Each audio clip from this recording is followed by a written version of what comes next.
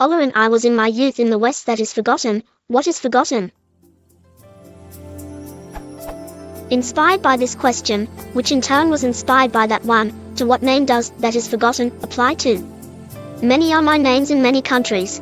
Mithrandir among the elves, Tharkan to the dwarfs. OlóRin, I was in my youth in the West. That is forgotten. In the south in Canis, in the north Gandalf. To the east I go not. J.R. Tolkien, The Lord of the Rings, The Two Towers.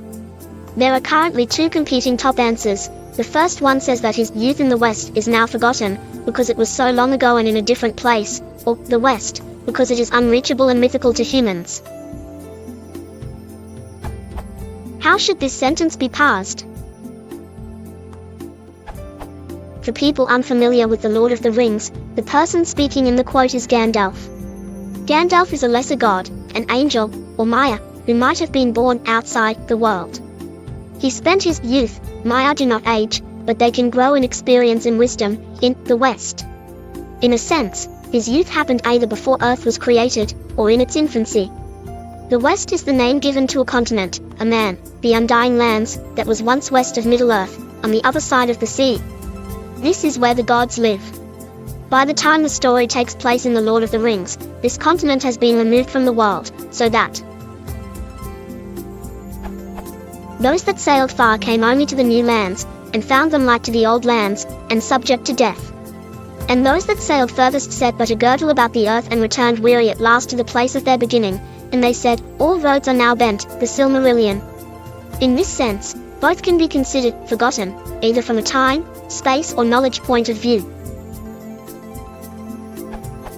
Although it might be a mistake from the translator, the French translation applies forgotten to youth, not West. Mais non sont nombreux dans de nombreux pays, de cet Illinois. Mithrandir chez les Alpes, Tharkan pour les nains, Jaitais OlóRin dans ma jeunesse dans l'Ouest, qui est in Canis dans le Sud, dans le Nord Gandalf, dans l'Est, Geny vise par. I know Tolkien was very protective of his texts and would actively verify translations. He also knew French.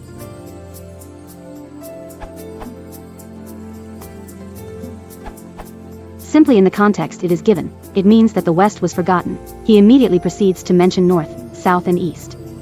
I can see how one can assert either, but there is a very strong pull towards the cardinal directions in the sentence. In the greater context of the mythology, West is often a synonym for Aman. Additionally, the only place he was known as OlóRin was in Aman. However, one can plausibly assert that he means Beleriand, which used to be the westernmost extent of Middle-earth until after the overthrow of Morgoth and the world was changed. Beleriand is now under the sea and the western shore of Middle-earth. When Gandalf is speaking is actually the easternmost extents of Beleriand from the First Age, more or less. Note also that Gandalf/OlóRin is a spirit who existed outside of time before the making of the world. Youth doesn't really have meaning for him.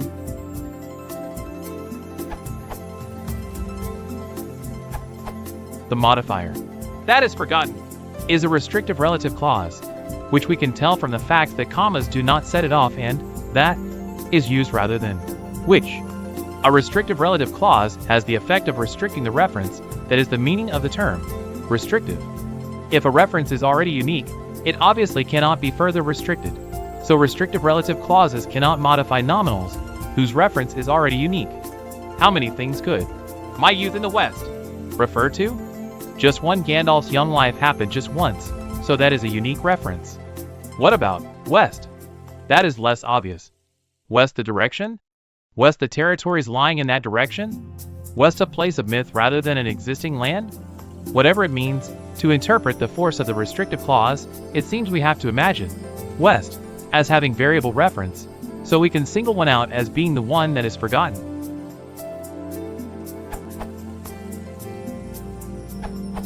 Imho, what Gandalf says more or less means he was OlóRin in his forgotten youth in the West, not that he was OlóRin in the forgotten West when he was young.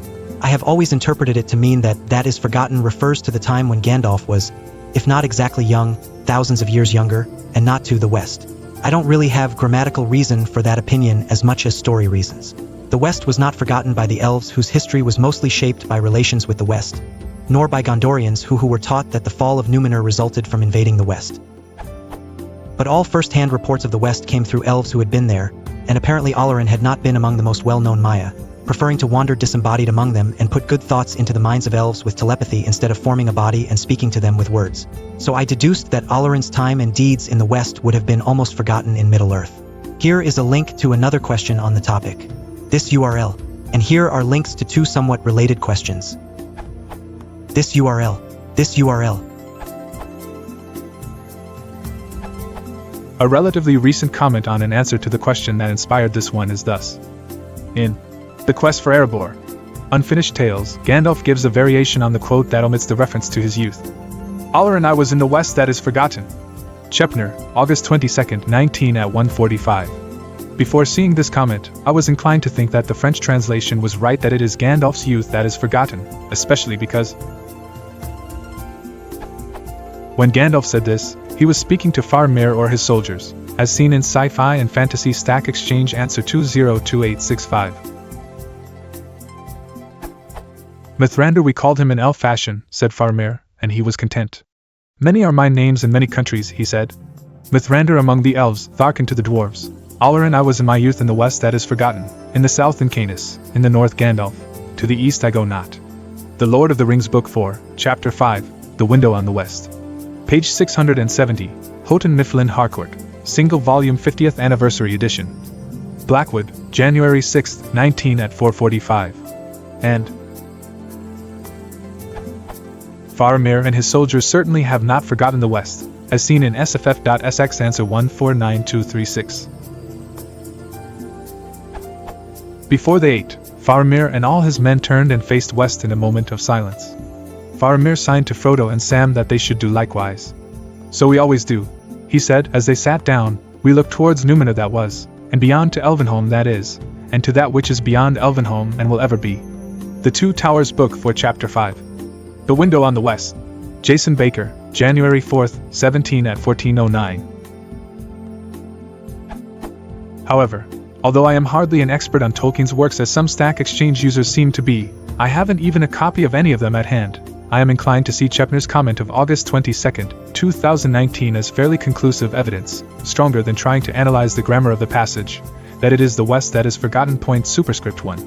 Perhaps one can be more specific than that too. In sff.sx answer 46415. User 8719. Superscript 2 wrote that. Tolkien notes that the West here plainly means the far west beyond the sea, not part of Middle-earth. The name OlóRin is of High Elven form. User 8719 did not cite the source of this quotation, but feeding part of it to Google quickly shows that it comes from the section, the Astari, in, again, Unfinished Tales of Númenor and Middle-earth. Thus, the answer to what is forgotten is the far west beyond the sea.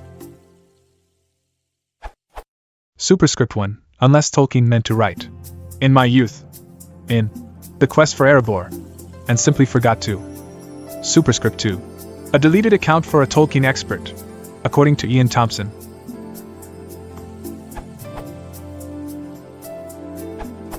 Whilst there is an understandable desire for a unique parsing of, in my youth in the West that is forgotten, I think due consideration should be given to Tolkien's literary and linguistic abilities and the distinct possibility that whether that refers to the West or my youth in the West was immaterial to him, at least to the extent that he might have chosen to be less ambiguous in his expression but ultimately was not. I suspect it means either or both according to the reader's need or mood, and Tolkien found no reason to discard either possibility.